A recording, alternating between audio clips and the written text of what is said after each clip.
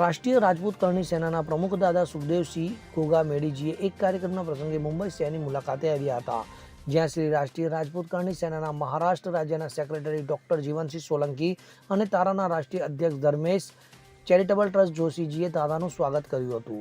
સાંજે દાદા અને તેમના સાથી ધર્મેશ જોશીને ઓફિસે મળવાયા હતા, જ્યાં તારામાં ચેરિટેબલ ટ્રસ્ટના ટ્રસ્ટી અલ્પા પટેલ, પ્રીત પટેલ અને તારામાં ચેરિટેબલ ટ્રસ્ટ સાથે સંકળાયેલા PV legal and life skills તરફથી હિમાંશુ પંડ્યા અને એડવોકેટ સ્વાતિ પંડ્યાએ પણ દાદાને આવકાર્યા હતા અને તેમને મળ્યા હતા. જે બાદ ઉપસ્થિત પત્રકારો સાથેની વાતચીત દરમિયાન દાદા સુખદેવસિંહ ઘોઘા મેડીજીએ ભારતને તોડવાના પ્રયાસો પર આકરા પ્રહારો કર્યા હતા અને બિહારના નાયબ મુખ્યમંત્રી તેજસ્વી પ્રસાદ યાદવ દ્વારા ગુજરાતી સમુદાયના અપમાન સામે તારામાં ચેરિટેબલ ટ્રસ્ટના ધર્મેશ જોશીએ કરેલી ફરિયાદમાં દાદાએ તેમને સમર્થન આપ્યું હતું, જેને લઈ દાદાએ મુંબઈ પોલીસને શક્ય તેટલી વહેલી તકે આ ફરિયાદ અંગે નક્કર પગલાં લેવા અને કોઈ નક્કર પગલાં લેવામાં નહીં આવે તો કરણી સેના દ્વારા આંદોलन કરવાની ચેતવણી આપી હતી. आप किस तरह से इसमें मांग करेंगे जांच की? और इसमें मैं ये जांच की मांग करता हूं कि चलो एक ट्रेन पटड़ी से उतर सकती है, वहाँ के आतंकवादी हैं, उग्रवादी हैं, वो कोई बम लगा करके उस पटड़ी को तोड़ सकते हैं पर्टिकुलर. चलो एक ट्रेन उतर गई, उनकी उसकी कुछ बोगियां क्षतिग्रस्त हो गई, 3 ट्रेन एक साथ वहां आकर के कैसे भिड़ी? इस पर जांच कराने की जरूरत है. और जितने भी अधिकारी हैं, दोषी हैं, वो सस्पेंड या बर्खास्त ऐसे नहीं, उनको 302 के अंदर ये जो जितनी भी मौतें हुई हैं, 300 के करीब लोग वहां मर चुके हैं और हजारों लोग अभी घायल हैं. तो उनके ऊपर 302 का मुकदमा चला करके उनको अंदर करना चाहिए और रेल मंत्री को खुद को इसकी पूरे मामले की जिम्मेवारी लेनी चाहिए और आगे से ऐसा रेल हादसा ना हो. जो भी इसके अंदर कमी रही है, 3 ट्रेनें आकर के वहां भिड़ना, एक ट्रेन होती तो आतंकवादी भी चलो कर सकते थे और कर सकते थे, एक ट्रेन उतरने के बाद 2 ट्रेन और आकर के वहां कैसे भिड़ी? 3 ट्रेन एक साथ भिड़ने के कारण इतना बड़ा हादसा हुआ है. तो इसके ऊपर बहुत बारीकी से देश के जितने भी रेल मंत्री हैं, वहाँ की एजेंसियां, उनको बारीकी से वहां जांच करने की जरूरत है. ये नहीं कि वहां ममता बनर्जी चली गई, मुख्यमंत्री चले होने के नाते नवीन पटनायक चले गए मुख्यमंत्री होने के नाते, या प्रधानमंत्री चले गए, रेल मंत्री चले गए, जाकर के वहां देख लिया, 21 कर दी, मुआवजे का ऐलान कर दिया. पर मुआवजा क्या तुम लोग खैरात में दे रहे हो क्या? मुआवजा तुम लोग अपने घर से दे रहे हो क्या? मुआवजा हम लोग जो जीएसटी और टैक्स भरते हैं वही तो दे रहे हो. तो मैं तो ये कहता हूँ, मृतक जितने भी वहां मृतक हैं, मरने वाले लोग हैं, उनको 50-50 लाख रुपए मुआवजा दिया जाए. 5-5 लाख रुपए से कुछ होने वाला नहीं, 50-50 लाख रुपए मुआवजा दें और एक उनके परिवार को सरकारी नौकरी देनी चाहिए. ये सरकार की गलत ट्रैक के कारण, सरकार की गलती के कारण इतना बड़ा एक्सीडेंट हुआ है. तो सरकार को उनको एक परिवार को एक सरकारी नौकरी और 50-50 लाख रुपए मृतक को देने चाहिए और आगे से ऐसी कोई घटना ना घटे, उसके लिए एक कमेटी गठित करके और इस पर बारीकी से जांच करनी चाहिए. ब्रजभूषण सिंह के खिलाफ एफआईआर दर्ज हो चुकी है, लेकिन उनकी गिरफ्तारी को लेकर अभी उनकी मांग चल रही है. इस विषय को आप किस तरह से देखते हैं? क्योंकि वो बीजेपी के एक सांसद है, इसलिए उनकी गिरफ्तारी नहीं हो रही है, ऐसा विपक्ष आरोप लगा रहा है. आप किस तरह से इसको देखते हैं? देखो, इसको 3 महीने पहले जब धरना प्रदर्शन पहलवानों ने किया था तो एसआईटी गठित कर दी गई थी और उसके अंदर पहलवानों को ही लिया गया था. ठीक है, अगर कोई ऐसा पोस्को एक्ट का मामला होता या ऐसा कोई रेप का मामला होता तो उस समय वो सामने लेके क्यों नहीं आए? वो तो ढूंढते फिर रहे हैं कि कोई आरोप लगाने वाली बच्ची हमें चाहिए. ये इमोशनल बैठ करके, कहीं भी सड़क के ऊपर बैठ करके आजकल एक इमोशनल प्रक्रिया बना ली है कि कहीं भी 5 महिलाएं, भारतीय महिलाओं का मैं सम्मान करता हूं, पर ऐसी ओछी हरकत नहीं करनी चाहिए. कहीं भी कोई जंतर मंतर पर बैठ के, कहीं रोड पर बैठ के इमोशनल आंसू बहाए और हमारी जनता है वो चल पड़ती है, चलो उनको इंसाफ दिलाते हैं. अरे तो इंसाफ, जिसके साथ कोई गलत काम हुआ है उसको दिलाएंगे इंसाफ, या वैसे ही जाकर के लग जाएंगे? तो ये मैं बताता हूँ, ये पर्टिकुलर एक अखाड़े का काम है जिसने ब्रजभूषण जी के खिलाफ चुनाव लड़ा था. उसका नाम है दीपेंद्र हुड्डा, जो हार गया चुनाव के अंदर. उस अखाड़े के ये लोग हैं.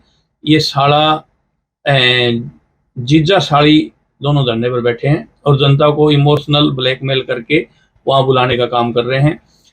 इनकी पहली फर्स्ट मांग क्या थी कि हम भारत के पहलवानों से फाइट नहीं करेंगे, हमें सीधा इंटरनेशनल खिलाया जाए.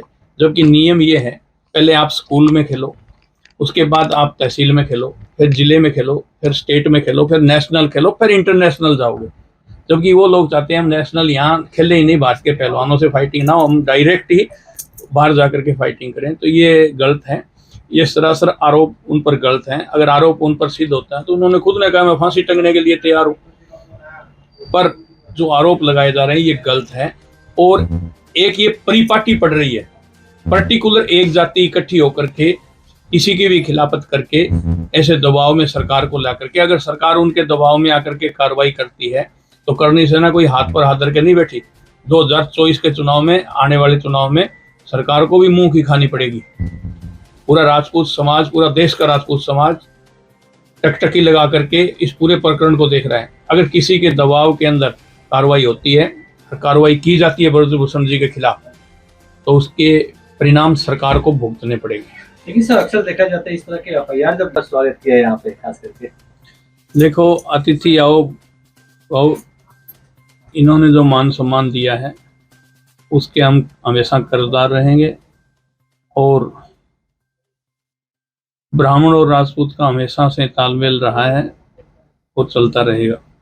बहुत बहुत धन्यवाद देना चाहता हूँ इनको, जो आज इन्होंने हमें शॉल उड़ाकर महाराणा प्रताप की वीरता की निशानी तलवार भेंट करके जो स्वागत किया, उसके लिए बहुत बहुत धन्यवाद। बिहार के उप मुख्यमंत्री तेजस्वी यादव ने गुजराती समाज पर काफी विरोध हो रहा है। करनी सेना उस बयान को किस तरह से देखती है और उसमें क्या एक्शन लेने वाली है सर? देखो, करनी सेना ने उसके खिलाफ एफआईआर करवा दी। पूरे गुजराती समाज के खिलाफ बोलना बहुत गलत है। पर्टिकुलर आप व्यक्ति के खिलाफ बोल सकते हो, 2 व्यक्तियों के खिलाफ बोल सकते हो, 3 के खिलाफ बोल सकते हो, नाम लेकर के बोल सकते हो, पर पूरे गुजराती समाज को टारगेट करना ये ओछी राजनीति का प्रतीक है। ये नहीं होना चाहिए। हम इसकी कड़े शब्दों में निंदा करते हैं, और जो एफआईआर हुई है उसमें कार्रवाई के लिए कल पीआई से मिलेंगे, वे अब तक उन्होंने उचित कार्रवाई कहां तक पहुंचाई। जब से प्रधानमंत्री नरेंद्र मोदी बने हैं तब से जो क्षेत्रीय पार्टियां होती है छोटी छोटी, और खास करके गुजराती समाज को टारगेट कर रही है। क्या गुजराती समाज को टारगेट करके अपना वोट बैंक अपने एरिया में बढ़ाना चाहते हैं? आपको क्या लगता है सर, किस वजह से इस तरह का टारगेट? देखो, वोट बैंक बढ़ाने की नहीं है। जिनको कोई नहीं पूछता वो क्या करते हैं, बड़े आदमी का नाम लेकर के उसकी निंदा करते हैं, मीडिया में आने के लिए, थोड़ा फेमस होने के लिए, लोकप्रिय होने के कारण होना चाहते हैं। और ऐसे लोग, उनकी मानसिकता यही है। ऐसा काम उनको नहीं करना चाहिए। जमीन स्तर पर काम करो, आपको पूरा देश देखेगा, पूरा मीडिया दिखाएगा। जैसा आपने कहा कि आपको इस बारे में पुलिस से मिलने वाले हैं, अगर जो पुलिस इसमें कोई कठोर कार्रवाई नहीं करती है तो किस तरह का अगला कदम होगा करनी सेना का? देखो, आंदोलन करना पड़ा तो आंदोलन करेंगे। पुलिस कार्रवाई नहीं करती है, एफआईआर लगाती है, तो हम कोर्ट जाएंगे, कोर्ट के जरिए मुकदमा दर्ज करा करके कोर्ट से चलवाने का काम करेंगे। तो किस तरह की कार्रवाई की मांग करते हैं? क्या तेजस्वी यादव की गिरफ्तारी की मांग करते हैं या क्या? या तो सार्वजनिक आकर के गुजराती समाज से माफी मांगे, मीडिया के सामने आकर के। ये तो गिरफ्तारी, तो फिर जो एफआईआर हुई है तो उसमें गिरफ्तारी तो सुनिश्चित है ही, जमानत करानी पड़ेगी। एक दूसरा प्रश्न है, दिल्ली में अपने में कई बार गए इस मांग आप आपके साथ है, तो किस तरह देखते हैं, क्या किस तरह इस पे कार्रवाई हो गुजरात में? जो સૌથી પહેલા તો હું દાદાનો ધન્યવાદ કરું છું। આજે મારા અહોભાગ્ય કે દાદા અહીંયા પધારેલા છે મારી ઓફિસમાં, અને જે મેં કમ્પ્લેન કરી છે શ્રી તેજસ્વી યાદવજી જે ડેપ્ટી સીએમ છે, આજે તમે શબ્દને સમજો કે હું હજી પણ એમને શ્રી અને સાહેબ કરીને વાત કરું છું, એ અમારી માનવતા છે। તો જે એમણે અભદ્ર ભાષણ કર્યું છે, તો અભદ્ર ભાષણ ખાલી ગુજરાતીઓ ઉપર નથી, ગુજરાતી ભાષા બધા સમાજમાં વપરાય છે। જેમ આપણા ગુજરાતમાં દરબાર જે છે એ રાજપૂત જ છે, બરાબર છે। આપણા ખોજા છે એ ગુજરાતી ભાષા વાપરે છે, પારસી પણ ગુજરાતી ભાષા વાપરે છે। તમે ગુજરાતી ભાષા બધા સમાજની અંદર મળશે, તમને મૂળ નિવાસી આદિવાસીની અંદર પણ તમને ગુજરાતી ભાષા દેખાશે। તો જે હિસાબે અભદ્ર ભાષણ કર્યું છે, આજે તમે જોવા જાઓ તો મહાત્મા ગાંધી આપણા ગુજરાતી, શ્રી સરદાર વલ્લભભાઈ પટેલ આપણા ગુજરાતી, આપણા ઉદ્યોગપતિ જોવા જાઓ તો જમશેદજી ટાટાથી લઈને ઘણા આજે ગુજરાતી વ્યક્તિ બધા કાર્યમાં આગળ છે। આજે એમ કહેવાય છે કે ખાલી એક જૈન કમિટી આપણી ભેગી થઈ જાય ને તો પાડોશનો દેશ આપણે વેચાતું લઈ લઈએ, બરાબર છે। તો હવે એ વિષય ઉપર દાદાની સાથે જ્યારે મારી વાતચીત થઈ ત્યારે દાદાએ કીધું કે ધર્મેશ, તું આની પાછળ નિડરથી કામ કર, કરनी सेना હું પોતે તારી સાથે છું। તો આજે દાદાને જ્યારે વાતચીત થઈ હતી ત્યારે આજે એક મારા અભાગ્ય છે કે દાદા પધાર્યા છે અને આપણે ઓફિસ ઉપર આવીને આજે પ્રેસ કોન્ફરન્સ આપીએ છીએ એમના માટે હું દાદાનો ઘણો ધન્યવાદ કરું છું, આભાર વ્યક્ત કરું છું કે મારા પ્રયાસને, મારી જે એક અવાજ ઉપાડ્યો મેં ગુજરાતી સમાજ માટે, એમાં દાદાનું સૌથી સર્વપ્રથમ એમનું સમર્થન મળ્યું છે.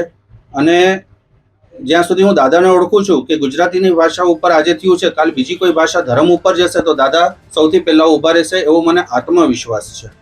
અને એ માટે હું દાદાનો જીવનજીનો આભાર વ્યક્ત કરું છું કે એમના બહુ મોટો સપોર્ટ છે. નીલ સોની સાથે CN24 ન્યૂઝ મહારાષ્ટ્ર. હવે જુઓ દેશ દુનિયાની તમામ ખબરો તમારી આંગળીના ટેરવે. ઉઠાવો મોબાઈલ અને Google Play Store પરથી ડાઉનલોડ કરો અમારી CN24 ન્યૂઝ મોબાઈલ એપ.